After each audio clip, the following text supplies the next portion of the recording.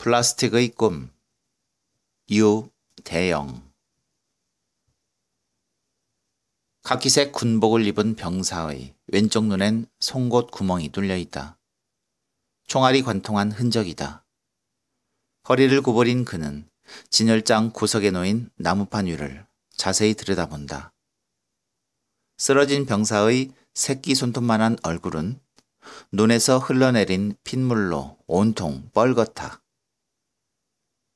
움푹 팬 눈매와 두꺼운 입술. 흙바람에 오랫동안 시달린 듯 거친한 뺨. 채 감기지 않은 한쪽 눈은 허공을 바라보고 있다. 군복 상의까지 뒤덮은 붉은색이 선연하다. 병사의 오른쪽 목덜미에는 검은 베레모를 쓴 군인이 총부리를 대고 있다. 기관총이 장착된 지푸는 거꾸로 뒤집혀 있고 반쯤 무너져 내린 황색 건물 안에서 두 명의 카키색 병사들이 깍지 낀 양손을 머리에 얹고 걸어 나온다. 저항의 의지를 찾아볼 수 없는 지친 얼굴들. 육중한 탱크가 건물 앞에 버티고 있고 자네들이 어지럽게 널린 주위를 살피는 검은 베레모의 두 눈이 형광등 불빛에 번들거린다. 가로 50, 세로 30cm 크기의 나무판 위엔 축소되고 가공된 살기로 가득하다. 허리를 편 그는 오른손에 쥔 걸레로 진열장 유리를 다시 훔쳐나간다. 아침에 가게 문을 열자마자 나무판을 들여다본 지가 열흘이 넘었다. 그러나 볼 때마다 느낌이 다르다. 톱밥과 모형 벽돌들로 처리된 바닥에 무언가 어른거리고 있다. 하루는 힘얼건 여자의 얼굴이기도 했고 하루는 부옇게 떠오르는 자잘한 물방울들 같기도 했다. 진열장 안에 엇비슷한 내용을 담은 나무판들이 6개 놓여 있지만 유독 여자의 작품이 지나는 사람들의 시선을 붙든다. 하긴 처음 만들어 본 것치곤 꽤 솜씨가 배어 있긴 하다. 지프의 반쯤 부서진 전조등과 운전석 창에 살짝 걸쳐진 철모와 총신이 옆으로 휘어진 기관총. 초보자에겐 100여 개의 부품들을 제대로 맞추고 접착하는 것만도 쉽지 않은 일이다. 밤색과 녹색 무늬들이 군복에 자연스럽게 섞여 있고 건물벽을 적당히 낡아 보이게 하는 웨더링 기법도 뛰어나다. 하지만 조금 자세히 살피면 군데군데 접착 부분에 미세한 틈이 보인다. 마감 처리를 제대로 하지 않아 표면이 매끄럽지 못한 것도 많다. 그럼에도 사람들의 발길을 가게 안으로 돌리게 하는 이유가 무언지 그는 아직 모른다. 병사 옆에 나뒹군 철모 위로 또다시 힘얼건 얼굴이 떠오른다. 늘 초점 없이 열려있던 커다란 동공.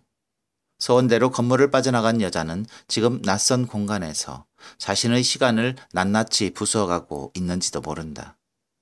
그녀만의 조용하고 끔찍한 전쟁을 치르면서. 가게 문을 열고 그는 구석으로 걸어간다.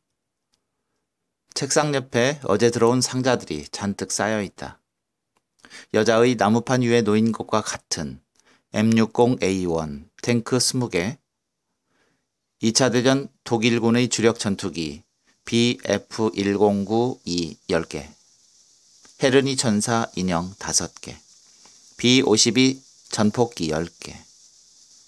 개수를 확인한 그는 상자를 하나씩 들어 진열대에 올린다. 얼마 전부터 탱크나 전투기 모형을 찾는 손님들이 부쩍 늘었다. 덕분에 개업 반년 만에 적자를 면할 수도 있을 것 같다. 씁쓸한 느낌이 들긴 하지만. 전쟁 모형을 찾는 사람들은 대부분 남자지만 여자도 있다. 가끔 새벽에 잠을 깨우는 전화들. 블라인딩이니 웨더링이니 집요하게 캐묻는 목소리는 중독된 음성들이다. 진물이 말라붙어 버린 플라스틱 음성. 거미줄 같은 시간을 벗어나기 위해 술병을 쥐는 사람이 있고 제육복 차림으로 비디오 가게를 들락거리는 사람이 있는가 하면 남들 잘 때 방에 틀어박혀 칼과 접착대를 드는 사람도 있는 것이다. 진열대를 정리하고 돌아선 그는 왼손으로 책상 모서리를 툭툭 친다. 전화기를 쳐다본다. 수화기를 붙든다. 그러나 선뜻 들지 못한다. 그는 손을 들고 다시 책상을 툭툭 친다. 폐쇄병동에 스스로 걸어 들어갔으니 면회를 거부하든 오늘 당장 퇴원을 하든 여자의 마음이다. 망설이던 그는 진열대로 걸어간다. 맨 위에 놓인 혜른이 인형 상자 하나를 꺼내 책상 위에 올린다. 쌀쌀맞은 간호사에게 매일처럼 퇴짜 맞은 것도 지겨운 일이다. 아니, 차라리 속 편하다. 두려운 건 여자가 퇴원해버렸다는 말을 듣는 일이다. 휴대용 가스버너 위에 냄비를 올린다. 물을 붓고 중성세제를 3방울 떨어뜨린다. 버너 스위치를 올린 다음 상자의 포장을 벗겨낸다. 하얀 날개를 접은 천사가 덮개 위에 그려져 있다. 도시의 천사. 인기가 좋아 완제품도 심심찮게 팔려나간다. 근처 은행 지점장이 특별히 부탁한 거다. 퇴근길에 가끔 들르는 지점장은 캐릭터 인형을 즐겨 찾는다. 간혹 미국에 있는 손자 얘기를 곁들이기도 하지만 10살이 넘은 사내아이에게 한 달에 2-3번 여자 인형을 보내진 않을 것 같다. 나이가 들수록 작고 단순한 꿈이 필요한 모양이다. 서랍 속에 넣어두고 언제든 꺼내볼 수 있는 위안. 상자를 열어 뒤집자 미왕색 팔, 다리, 날개가 책상 위로 쏟아진다.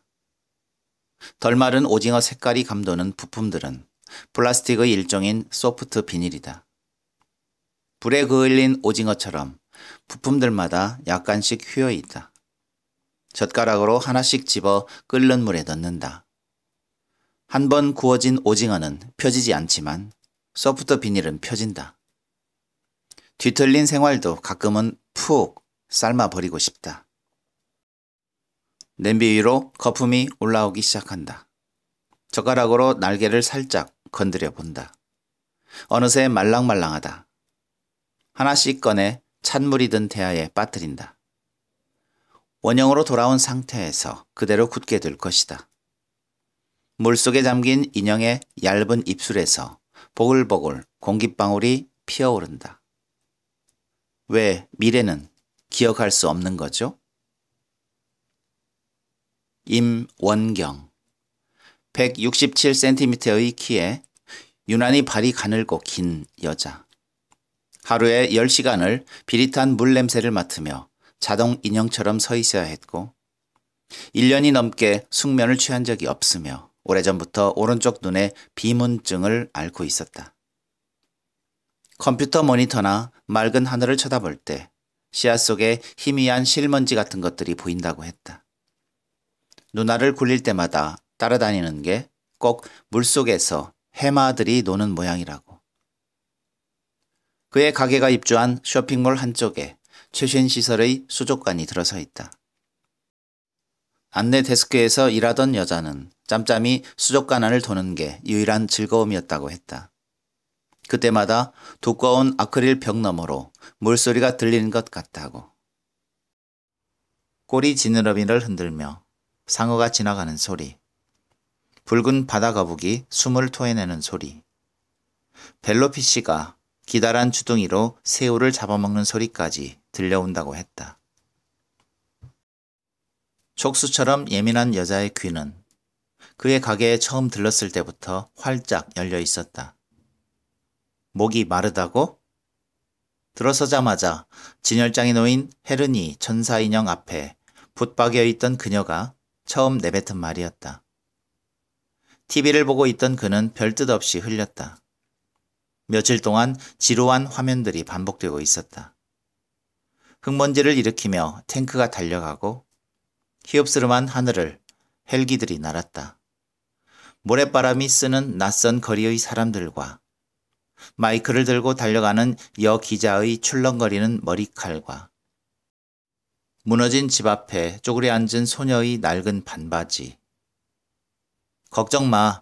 구름이 몰려오고 있으니까. 그제야 그는 고개를 돌렸다. 속삭이듯 여자는 인형의 귀를 만지작거리고 있었다.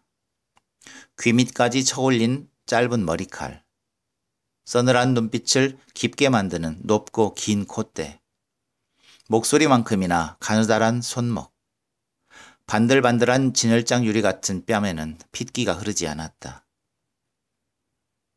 자신을 빼닮은 인형의 얼굴을 어루만지던 여자는 정작 나설 땐 육군 보병 세트와 붓과 도료 그리고 모형용 칼을 챙겼다. 창 같군요. 아트 나이프. 기다랗고 둥근 손잡이를 쓰다듬던 그녀는 칼끝을 검지에 대고 살짝 그어보기까지 했다. 여자가 사라지고 나서 한참 뒤에야 그는 접착제로 붙여진 인형의 목과 몸통 사이에 미세한 틈이 나 있는 걸 발견했다. 이상해. 문을 밀고 김이 들어선다. 양손에 종이컵을 들고 있다. 뭐가? 대야에서 건진 부품들을 마른 천으로 닦아내던 그는 종이컵을 받아든다. 아침부터 취한 김의 눈엔 흰자위가 보이지 않을 정도로 핏발이 서 있다. 블랙 콘드라의 눈과 닮았다. 제국을 지키기 위해 불칼을 쥐고 서 있는 시미온 제국의 전사. 화재 경보기의 붉은 등 같은 눈에선 늘 희미한 경보음이 흘러나온 것 같다. 움직이는 것 같지 않아? 진열장을 바라보며 김은 뜨거운 커피를 후루룩 들이마신다. 아무리 봐도 그의 눈엔 단단하게 접착된 모형들 뿐이다. 그는 고개를 돌려 김의 표정을 살핀다. 그가 만든 인형이나 나무판을 보고 저런 기색을 내비친 적은 없다. 할 말이 남은 듯 우물우물하던 김이 잔을 내려놓고 나선다. 짧은 반바지 차림의 김의 부인이 가구점으로 들어간다. 8살이나 아래인 부인에게 김은 늘 꼼짝 못한다. 주위 사람들에게조차 제대로 화내는 걸 본 적이 없다. 눈매에서 풍기는 인상과는 딴판이다. 하긴 언젠가 바지 주머니 속에 든 끌을 본 적은 있다. 소나기에 들어갈 만큼 작은 삼각끌이었다. 필요할 때가 많아. 그렇게 넣고 다니면 찔리지 않느냐고 그가 물었을 때 김은 들고 있던 맥주병을 단숨에 비워냈다. 그리고는 가구 수리할 때 쓰는 끌의 다양한 용도에 대해 필요 이상으로 늘어놓았다. 가게를 나온 김이 상자들을 카트에 싣는다. 3년 전 교통사고로 남자의 능력을 상실해버린 김. 힐끗 그를 쳐다본 뒤 카트를 밀고 간다. 진열장 속에만 살아있는 블랙 콘드라의 모습이 유리 밖으로 사라진다. 책상 모서리를 집은 채 그는 텅 빈 통로를 바라본다. 연한 자줏빛 조명으로 밝혀진 통로 양옆으로 가게들이 문을 열고 있다. C25 구역. 3만 평이 조금 넘는 거대한 지하 쇼핑몰의 한쪽 구석길도 잠시 되면 사람들로 넘쳐날 것이다. 매끈한 은백색의 청소 로봇이 모퉁이를 돌아 나오는 걸 쳐다보던 그는 돌아선다. 가끔은 가게에 들르는 사람들조차 잘 만들어진 모형들로 보인다. 자잘한 부품들로 조립된 언제든 산산조각 날 준비가 되어 있는 인형들. 35분의 1로 오그라들어 탱크와 건물들과 함께 좁은 나무판 위를 꾸며가는 플라스틱 영혼들. 책상 서랍을 뒤져 아트 나이프를 꺼낸다. 창 같군요. 아트 나이프. 기다란 손잡이 끝에 달린 칼날 위로 날카로운 목소리가 튀어오른다. 조명을 켜고 물기가 마른 인형의 얼굴을 작업판 위로 올린다. 이마 위쪽에 필요 없는 부분이 튀어나와 있다. 머리를 빈틈없이 붙이려면 깨끗이 도려내야 한다. 그러나 칼끝을 대자마자 움찔거리고 만다. 손을 놓고 의자에 몸을 파묻는다. 전화기를 쳐다보다 결국 다시 서랍을 연다. 허연 붕대를 감아맨 얼굴이 명암의 흰 여백에 떠오른다. 수화기를 들고 숫자판을 꾹꾹 누른다. 신호음이 길게 느껴진다. 1번, 2번, 3번. 네, 병원입니다. 덜컥. 내려놓고 만다. 자리에서 일어선 그는 바닥을 서성거리기 시작한다. 애초에 여자에게 물건을 팔지 말았어야 했다. 처음 들렀을 때 칼끝을 쳐다보던 눈빛을 알아봤어야 했다. 하필 그녀는 아트나이프를 골랐을까? 자신의 얼굴을 끔찍하게 혐오하는 여자에게 꼭 모형용 칼만 눈에 보이라는 법은 없지 않은가? 부엌칼도 있고 과도도 있고 하다못해 김의 바지 주머니에 든 끌 같은 것도 있다. 그러나 돌이켜보면 그의 가게가 아니더라도 여자는 반드시 아트나이프를 구입했을 것이다. 망설이던 그는 다시 자리에 앉는다. 깨끗이 다듬어진 부품들을 책상 위에 늘어놓은 뒤 석고 가루를 고무 그릇에 푼다. 물을 붓고 막대로 천천히 휘젓는다. 인형의 몸통을 거꾸로 들고 석고 용액을 조심스레 흘려 넣는다. 구석구석 채워지도록 몸통을 책상에 가볍게 두드린 뒤 형광등에 비추어 본다. 모서리에 작은 구멍이 나 있다. 공기덩어리다. 석고가 굳기 전에 밖으로 빼내야 한다. 몸속 어딘가 끊임없이 생겨나는 검은 구멍들. 일회용 주사기를 든 그는 바늘 끝을 인형의 몸통 속으로 푹 찔러 넣는다. 2달 동안 월경이 없었어요. 끌려온 사람처럼 자리에 앉자마자 그녀는 삐죽한 눈길로 카페 안을 두리번거리기 시작했다. 보름여 만에 그의 가게에 들른 날이었다. 탱크 상자와 희석제 등을 챙겨든 그녀는 진열장에 놓인 나무판 하나를 가리켰다. 저렇게 만들려면 얼마나 걸리죠? 사람에 따라 차이는 있지만 보통 1달이면 완성할 수 있다.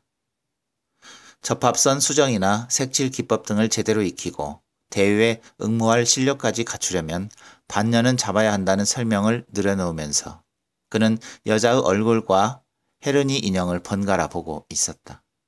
그리고 이렇게 물었다. 근데 왜 하필 전쟁 모형입니까?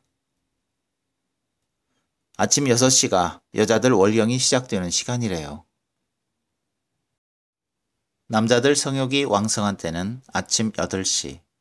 정오엔 혈중 헤모글로빈 농도가 가장 높은 시간이고 오후 5시부터 미각이 예민해져 입맛이 돌기 시작하고 저녁 7시. 정신적, 신체적으로 가장 불안정한 시간. 길 가는 사람을 이유 없이 찌를 수도 있다. 이 말이죠. 생체시계 역할을 하는 기관이 뇌 속에 있어 사람의 활동을 24시간 주기로 조절해준다. 잠자고 일어나고 밥 먹는 따위의 일들. 그러니 사람은 본래 시계 없이도 살 수 있다는 말이었다. 하긴 지구도 하루에 한 바퀴씩만 돌지. 바로 옆에 놓인 금연 팻말에 아랑곳 않고 담배 연기를 쉴 새 없이 뿜어내던 여자가 뜬금없이 수족관 일을 그만두어야 할 것 같다고 말했다.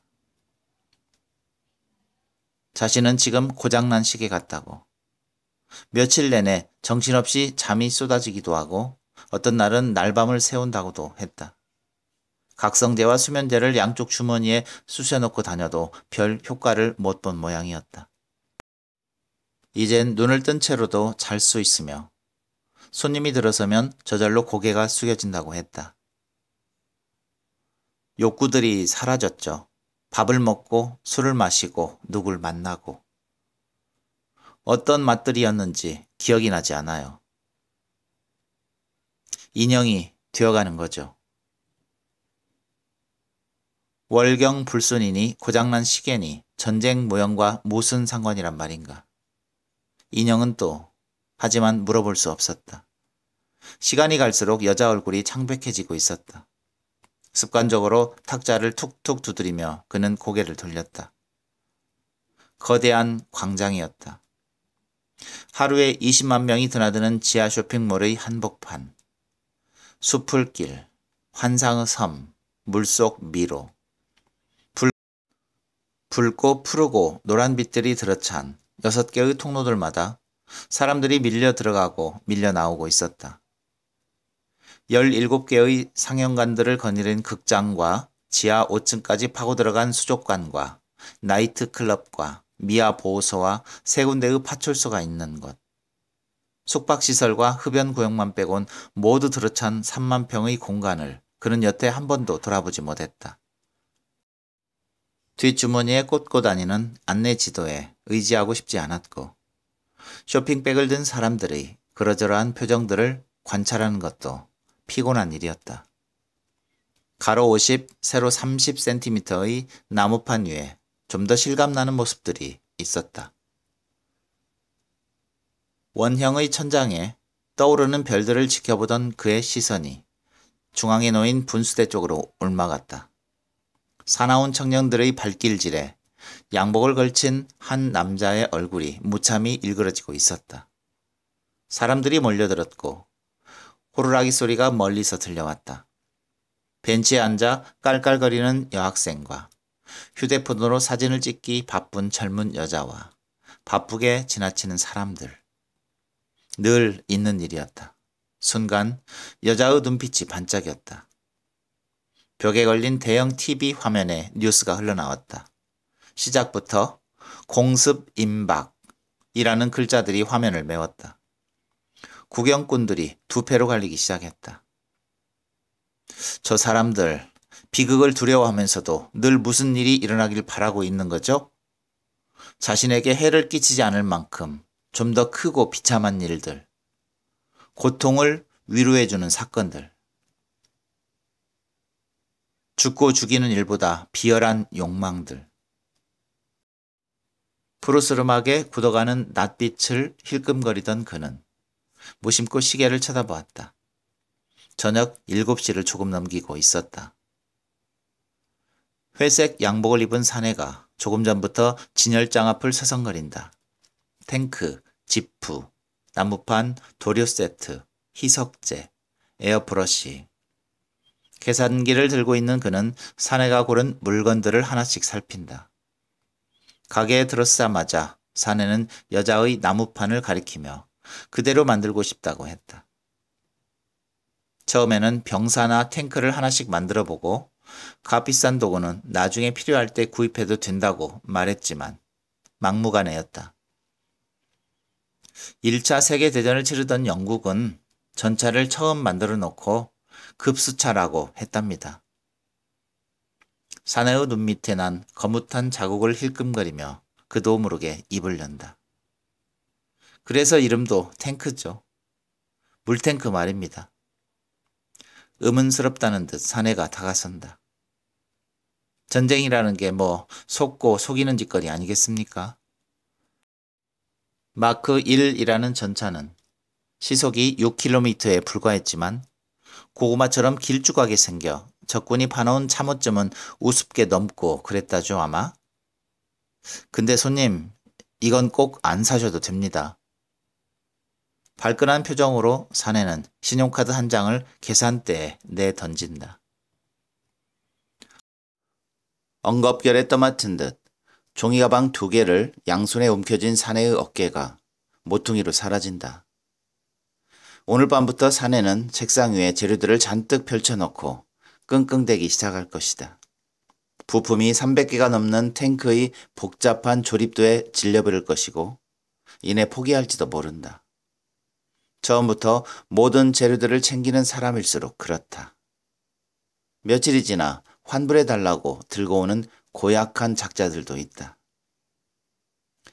애들이라도 없으면 흉물처럼 방치되다가 결국 쓰레기 봉투에 묻혀 버려질 플라스틱 팔다리들. 그리고 좀 더 짜릿한 쾌락을 쫓는 사내의 발걸음은 얼마 뒤 서바이벌 게임장이나 실탄 사격장으로 향할 것이다. 전화벨 소리가 울린다. 서둘러 가게로 들어선다. 소화기를 들기도 전에 끊어진다. 우두커니 숫자판을 쳐다본다. 다시 벨이 울린다.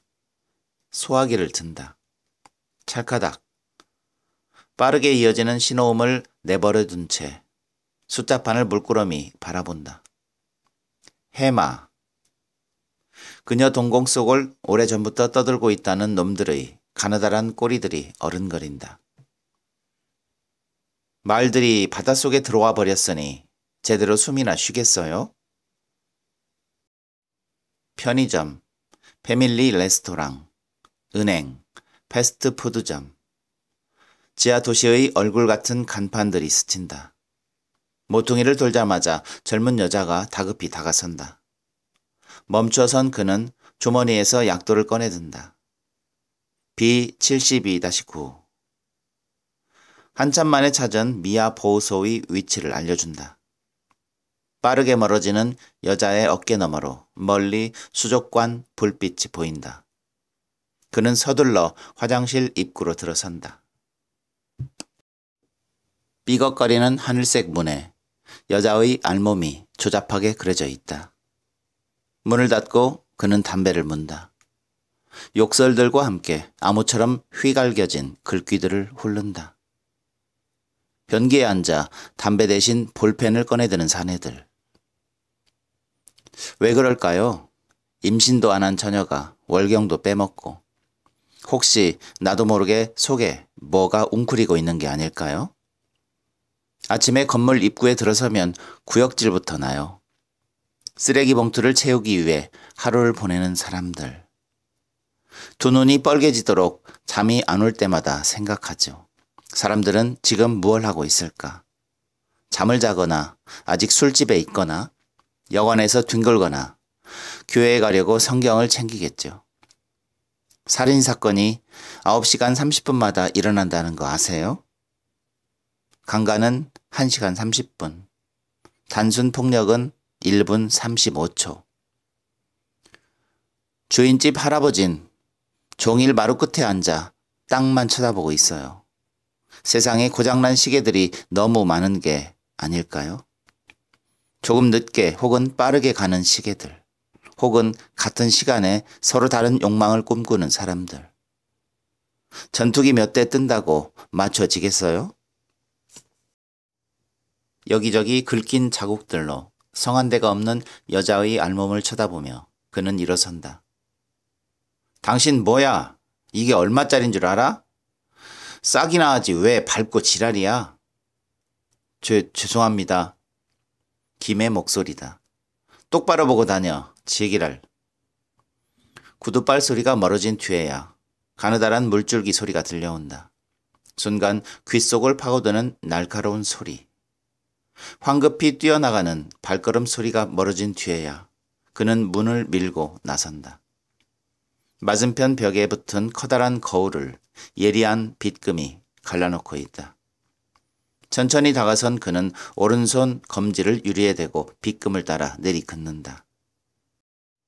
머나먼 시미온 제국의 전사. 블랙콘드라의 바지 주머니 속에 든 불칼은 어쨌든 살아있다. 서늘해진 목덜미를 매만지며 그는 돌아선다. 여자의 몸속에는 모두 32개의 칼자국이 스며 있었다. 정교하게 봉합되어 겉으로 드러나지 않은 흔적들은 오래전부터 그녀 속을 잘게 가르고 있었다. 물방울 같은 얼굴이겠죠? 눈앞에 잠깐 맺혔다가 터져버리곤 했으니까. 빈 맥주 캔들이 탁자 위를 구를 때까지 침묵을 지키던 여자는 갑자기 과장된 손짓을 섞어가며 떠들기 시작했다. 자정이 가까운 시간. 한 번 말문이 열린 그녀는 미처 그가 끼어들 틈도 없이 탐욕스러울 정도로 짓거렸으며 아주 커다랗게 웃음을 흘리기도 했다. 어지러운 말들로 뱉어낸 말들을 지워내려는 듯. 3년 전이었다고 했다. 백화점 의류 코너에서 일하던 여자는 어느 날 매장 구석의 전신 거울에 스친 얼굴을 목격했다고 했다. 4살 때 버려진 그녀에게 기억나는 얼굴 따윈 없었다. 매장 입구의 마네킹과 그보다 예쁜 손님들과 수백만 원씩 하는 옷들을 너무 많이 쳐다본 탓일 수도 있었다. 돌아서려던 여자는 무심코 거울 속 자신의 얼굴을 들여다보기 시작했다. 약간 갸름해 보이는 양쪽 볼이나 쌍꺼풀 없는 눈은 문제가 아니었다. 아무리 봐도 왼쪽 콧방울이 오른쪽보다 약간 처져 보였다. 완벽한 대칭을 이루는 얼굴이나 몸은 없다는 걸 알고 있었는데도 왜 그랬을까? 순간 그녀 얼굴 위로 또다시 낯선 표정이 겹쳐졌다. 현기증이 일 만큼 아름다운 얼굴. 그 다음 날도 여자는 자신도 모르게 거울을 바라보고 있었다고 했다. 자취방에 혼자 들어가는 게 싫어졌고 친구들을 만나 영화를 보거나 카페 구석에 죽치는 일도 시답지 않아졌다. 출퇴근하고 적금을 붓고 대학을 준비하는 일들. 3년 전 뛰쳐나온 양부모의 생선 가게에서 갈치 배나 가르던 일과 다를 게 없었다고 했다. 거울 속 두 얼굴이 그걸 말해주고 있었다고. 며칠 뒤 퇴근길 버스 안에서 잠깐 잠이 들었다 깬 그녀는 자신도 모르게 주머니를 뒤적이고 있었다. 얼마 전 여자 손님과 함께 온 남자가 슬쩍 찔러준 명함. 남자의 새하얀 셔츠깃에 스며있던 상큼한 향기. 싫지 않았다고 했다. 나는 눈썹을 심고 쌍꺼풀을 만들고 광대뼈를 깎아냈어요. 콧방울을 두툼하게 만드는 건 물론이었죠. 이마를 넓히고 뱃살에 지방을 빼고 예쁘다고 사람들이 말하던 보조개는 메워버렸어요. 메스나 마취대 따위 두려워하지 않았죠. 그 얼굴에 가까이 가는 게 중요했으니까. 살 것 같았죠.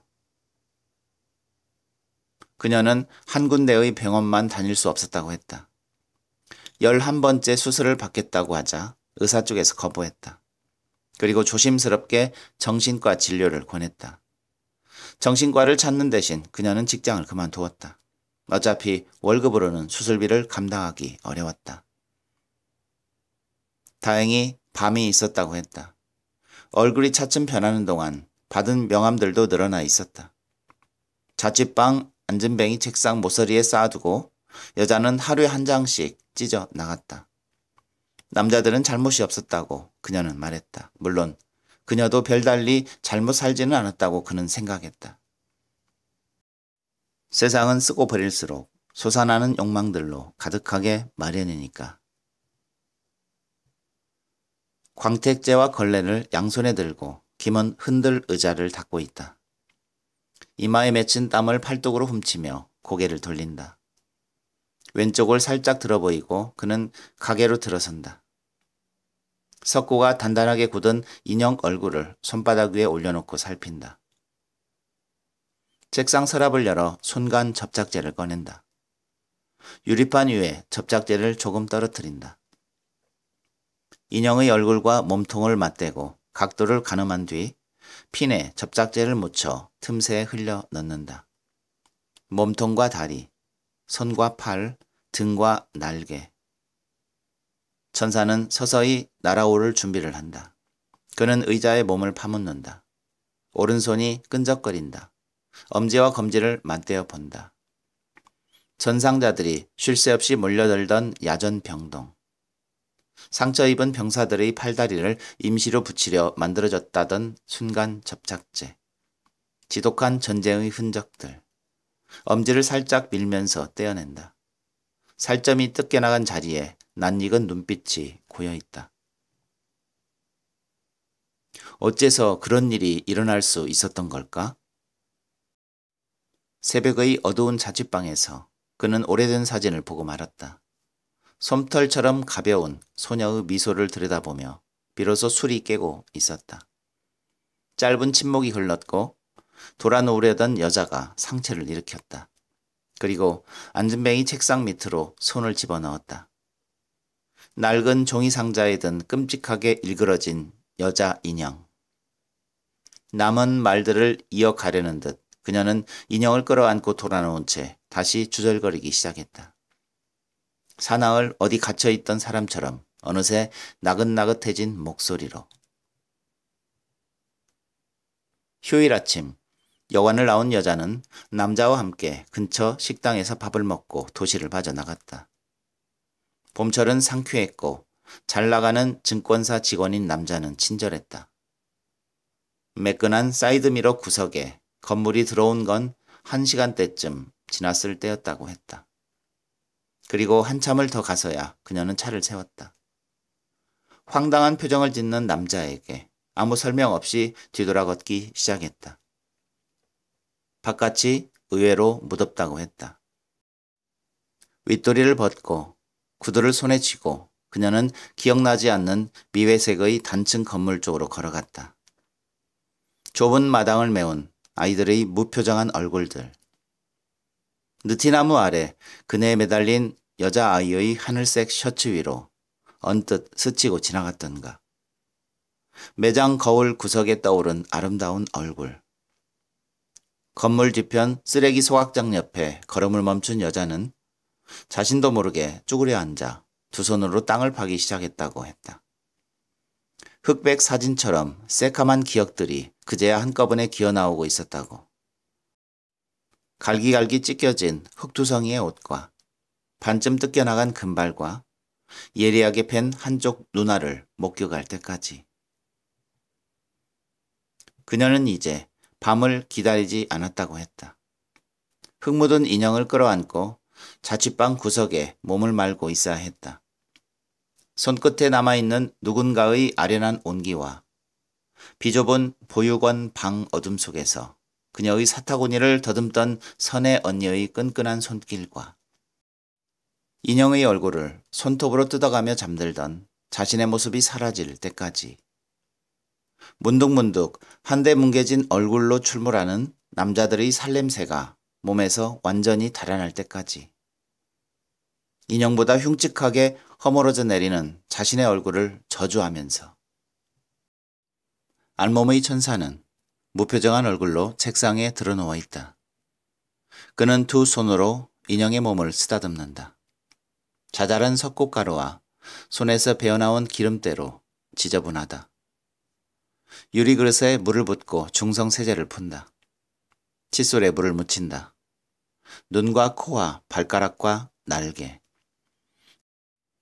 칫솔모가 닿을 때마다 희미한 감촉이 손바닥으로 전해진다. 어둠 속을 허우적거리던 여자의 몸.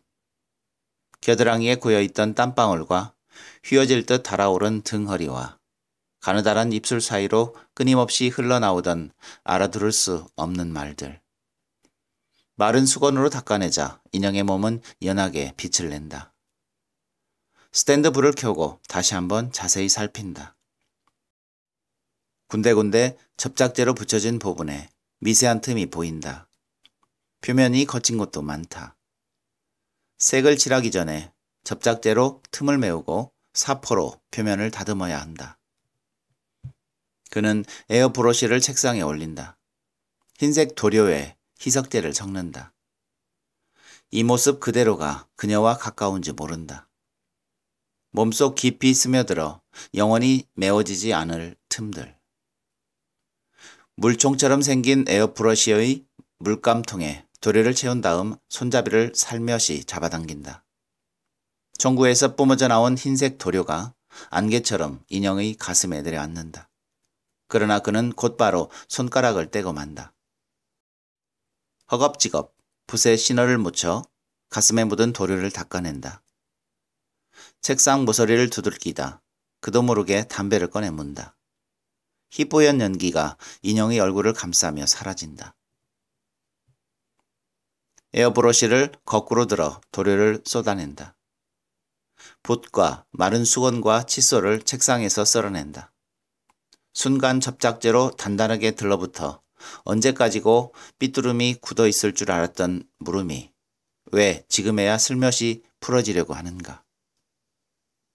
칸막이들이 빽빽하게 들어찬 거대한 사무실과 온종일 숫자들이 오르내리던 모니터들과 아침마다 커피 자판기 앞에서 수군거리던 짙은색 양복들.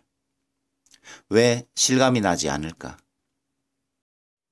출근길 아스팔트에 눈부시게 반사되거나 아무도 없는 아파트 문을 따고 들어설 때 코끝에 감기곤 했던 물음은 어느 새벽 골목길 불 꺼진 문방구 진열대 구석에 처박힌 낡은 조립상자 하나를 발견할 때까지 이어졌다.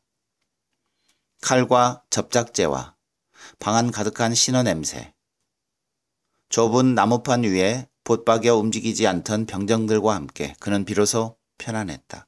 그리고 더 이상 묻지 않았다. 무엇이든 상대할 일이 없어졌으니까. 하지만 하필 지금 왜? 쇠창살 틈으로 바깥을 내다보고 있을 여자와 알몸으로 책상에 들어놓은 인형. 그들 사이에 놓인 건 또 무언지 그는 알 수 없다. 수화기 너머로 희미한 소음이 들린다. 그는 귀를 가까이 댄다. 전화벨이 울리고 슬리퍼를 끌며 누군가 지나가고 멀리서 여자들이 한꺼번에 웃고 있다. 한 번도 가본 적이 없는 공간의 소리들이 왠지 낯설지 않다. 많이 기다리셨죠? 카랑카랑한 간호사의 목소리가 소음들 위로 튀어나온다. 담당 선생님이 자리를 비워서 말이에요. 임원경 씨라고 하셨죠? 면회 가능하답니다. 말없이 수화기를 내려놓는다. 어디... 문을 닫으려는데 김이 다가선다. 바지 주머니에 든 오른손을 움켜쥐고 있다. 아침보다 더 뻘개진 김의 눈 때문인지 갑자기 허기가 돈다. 이거... 여자의 칼이다. 그는 물끄러미 김을 쳐다본다. 날카로운 도구만 보면 챙기는 얼굴이 무서워진다. 무슨 얘기를 뱉어내려는 듯 눈을 껌뻑대던 김이 말없이 돌아선다. 낯선 얼굴들이 빠르게 스친다. 짙은 자줏빛으로 물든 통로를 그는 서둘러 걸어간다. 수요일 저녁마다 김은 수족관을 찾았다. 인형처럼 입구에 꼼짝 않고 서 있던 여자가 갑자기 고개를 숙이는 순간마다 깜짝깜짝 놀란다고 했던가. 작은 삼각글 하나를 쥐고 버텨야 하는 지하 공간의 굳은 일상을 깨트려주는 한 순간. 플라스틱 술병을 뒷주머니에 숨긴 채 김은 그렇게 가게와 수족관 사이의 먼 길을 태엽이 감긴 모양 정확한 시간에 오고 갔었다. 쓰러진 여자를 들쳐업고 병원으로 뛰어가야 했던 그날 저녁까지. 푸르스름한 몰빛이 감도는 통로 위 세 번째 수조에 놈들은 들어있었다. 한 뼘이 채 안 되는 노랑 해마 6마리였다. 하나같이 우뭇가사리 모양의 검붉은 해초 줄기에 꼬리를 감고는 가만히 있었다. 끼알 만한 눈알을 굴리면서. 왜 움직이지 않죠? 수조 가까이 얼굴을 붙인 그가 물었다. 헤엄을 잘 못 치거든요. 그래서 몸을 지탱하기 위해 저러는 거죠. 교미도 쟤들은 꼬리로 하더라고요. 물고기가 수영을 못한다고? 허리를 펴며 그는 여자를 쳐다보았다.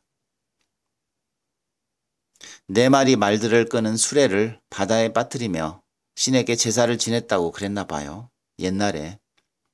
그래서인지도 모르죠. 말들이 바닷속에 들어와 버렸으니 제대로 숨이나 쉬겠어요? 그날 오후 나무판을 들고 가게로 온 여자는 수족관을 보여주겠다고 했다. 자신은 이제 직원이 아니니 편한 마음으로 한번 둘러보고 싶다고. 청바지와 흰색 셔츠 차림의 얼굴이 의외로 밝았다. 덕분에 안진뱅이 책상과 함께 낡은 인형을 버릴 수 있었다고 했다. 무슨 이유로 어디에 어떻게 버렸는지 물어보지 못했다. 이 정도면 꽤 만든 거죠? 그의 허락도 없이 자신이 만든 나무판을 진열장에 올려놓으며 환히 웃는 얼굴을 흐트리고 싶지 않았다. 이윽고 한 놈이 줄기에서 떨어지더니 서서히 물 위로 올라가기 시작했다. 그녀 얘기 때문인지 주둥이를 기다랗게 내민 놈의 얼굴이 언뜻 말대가리처럼 보이기도 했다. 쟤들이 감고 있는 해초는 사실 인조예요. 몇천 원 주면 살 수 있죠. 천연 해초는 녹아버리니까 바닷물이 아니라 가공한 수돗물이거든요. 수조 앞에 쪼그려 앉은 얼굴이 물빛으로 포르스름하게 굳어가기 시작했다. 신기하죠? 두꺼운 아크릴 벽 속에 갇혀 있으면서도 저렇게들 잘 사니. 자세히 보면요. 생긴 게 다 달라요. 눈, 코, 입. 굵은 물줄기들이 뿜어져 나오는 분수대 옆 인공 바위에 그는 기대어 있다. 출구 쪽을 바라보지만 선뜻 발길이 잡히지 않는다. 저녁 7시, 광장은 끈적끈적한 열기로 달아올라 있다.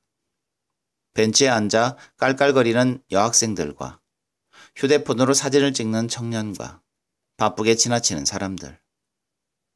출구 옆 간이 무대에 조명이 켜지고 젊은 남녀들이 서서히 모여든다. 무대 한쪽에서 기타 음을 고르고 있는 청년의 빨간색 머리칼을 쳐다보던 그의 시선이 벽에 붙은 TV 쪽으로 옮아간다. 여전히 탱크가 사막 위를 달리고 모래바람이 낯선 거리를 쓸고 표정없는 아이들이 골목에 쭈그려 앉아있다. 고장난 시계들이 너무 많은 게 아닐까요? 조금 늦게 혹은 빠르게 가는 시계들. 혹은 같은 시간에 서로 다른 욕망을 꿈꾸는 사람들. 전투기 몇 대 뜬다고 맞춰지겠어요? 따끔거리는 오른손을 바지 주머니에서 빼낸다. 김을 닮아가는가. 움켜진 소나귀에 아트나이프의 날카로운 칼끝이 쥐어져 있다. 그도 모르게 바위틈 깊숙이 몸을 박은 채 손바닥에 고인 핏물을 바라본다. 그날 왜 여자에게 어디로 갈 건지 묻지 못했던가. 푸른 수조 앞에 쪼그려 앉은 그녀 동공 속을 오래전부터 떠돌던 해마. 놈들이 들어있던 수조처럼 비좁은 그녀의 자취방. 그 속에 고여있던 낡고 오래된 시간들을 훔쳐본 값을 치르려면 한 번쯤은 물어봤어야 하는 건 아닌가. 왜 그리 파고들기만 하느냐고. 하지만 그 순간 왜 여자를 처음 만났을 때처럼 싸늘한 바람이 좁은 통로를 휩쓸고 지나갔는지. 푸르스름한 얼굴 살갗 위로 수없이 그어져 내리는 미세한 빗금들에 움찔거리며 왜 슬금슬금 뒷걸음을 쳤는지 기억나지 않는다. 아까부터 바위에서 풍기는 페인트 냄새에 갑자기 어지러워진다. 바닥이 조금씩 흔들리더니 천천히 움직이기 시작한다. 현란한 불빛들 위로 기타 소리와 관중들의 함성이 뒤섞인다. 눈앞이 흐려진다. 빠르게 도는 회전문 속에 갇힌 것처럼 정신이 없다. 안간힘을 쓰며 출구 쪽을 바라보던 그의 눈이 스르르 감기고 만다. 그날도 여느 날처럼 많은 일들이 벌어졌을 것이다. 출근길 복잡한 지하철 안에서 누군가의 지갑이 털렸을 것이고 접촉사고의 시비를 가리기 위해 대로에서 욕설들이 오고 갔을 것이다. 방구석에 박혀있던 어느 청년의 손에 부탄 가스통과 일회용 라이터가 동시에 들려 있었을지도 모를 그런 날. 허겁지겁 수족관을 빠져나온 그가 광장을 가로지르던 날이기도 했다. 날씨는 새벽부터 우중충했고 주가는 온종일 오르락 내리락 했다. 남미의 해변에서든 북유럽의 뒷골목에서든 그렇게 일들이 일어나고 있었을 것이다. 그러니 어쩌면 그녀의 일도 아주 작고 단순한 순간에 지나지 않았는지도 모르겠다. 그날 저녁 아트나이프의 날카로운 끝은 임원경의 얼굴 위에서 춤을 추었다. 왼쪽 귀 밑부터 턱까지 한 번, 오른쪽에서 또 한 번, 예리한 빗금들이 짙푸른 낯빛을 잘게 갈라나갔다. 가구점 김이 아니었다면 칼끝은 그녀 가슴속까지 파고들었을지도 모른다. 자신이 밤새워 만든 병사처럼 검붉은 피가 여자의 얼굴과 흰 셔츠를 뒤덮었다.